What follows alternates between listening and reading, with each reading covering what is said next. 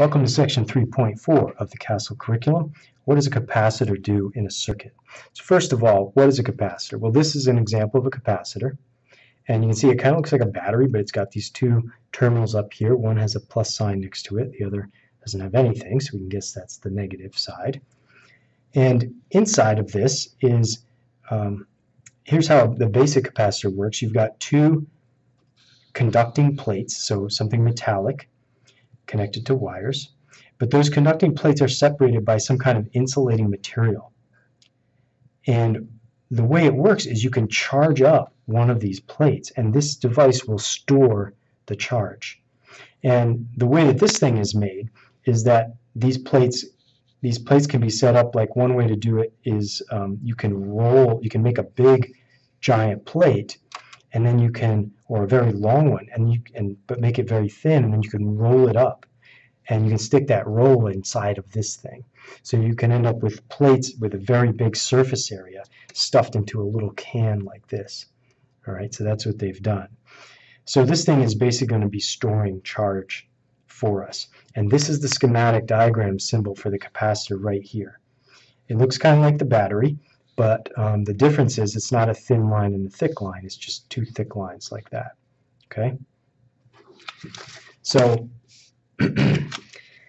the amount of charge that this can hold is measured in something is called its capacitance, and it's measured in something called farads. So this one, you can see that MFD, that stands for microfarads. So 25,000 microfarads is 0.025 farads. So it's 0.025 farad capacitor. All right. Now, there's a note here. It says, sometimes capacitor plates may pick up stray charge that needs to be removed. A good way to avoid this problem is to keep a wire connected to the terminals of your capacitor when you're not using it. So in other words, if I'm not using it, keep a wire hooked up between these two terminals. Now remember, that's not something you want to do with a battery in general. That can be dangerous, can start a fire. But with a capacitor, that will allow us to discharge the capacitor. Okay? So for this activity, what we're going to do is we're going to observe a circuit like we've done before. We've got two light bulbs in here. We've got the compass so we can see something about the flow of charge through the wire. And this time, though, we're going to add a capacitor into the circuit. So just to refresh your memory, though, about what happens here, if I close this, light bulbs turn on, the compass needle deflects in a clockwise direction, the way I've got it set up here.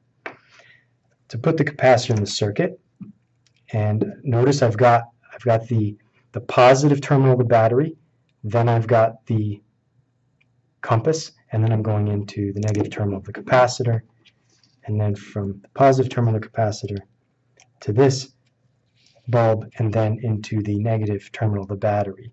So according to convention, charge comes out of the positive side of the battery, goes into the negative side.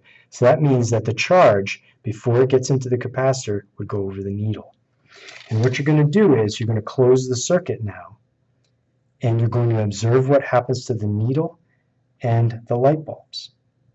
So what did you observe as you watched the bulbs and the compass as you're charging the capacitor? So after I connect this, what happens to the bulbs and the compass? So go ahead and try that and then answer the question.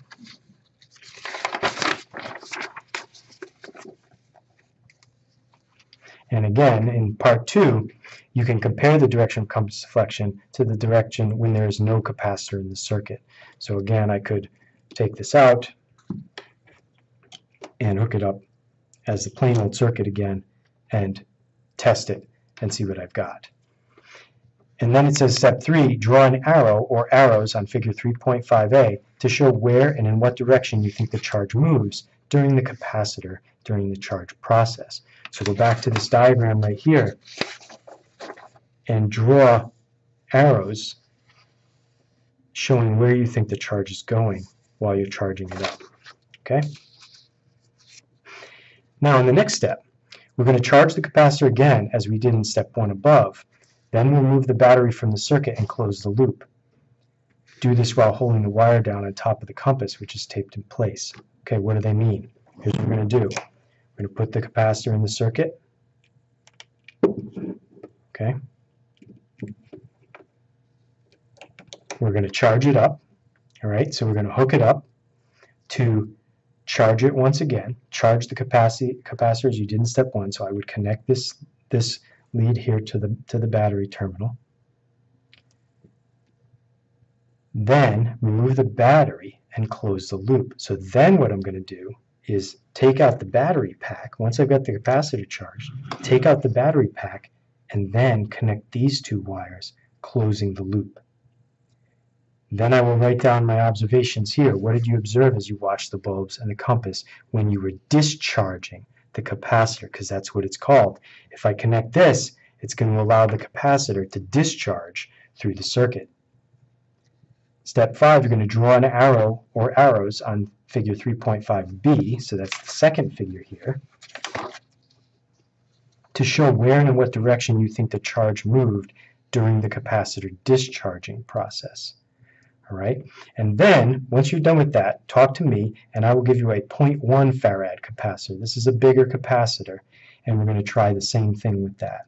Okay, and then you want to speculate, why do you think it happens, whatever happens when we do that? Okay, then in exercise 3.6 you've got some questions to answer.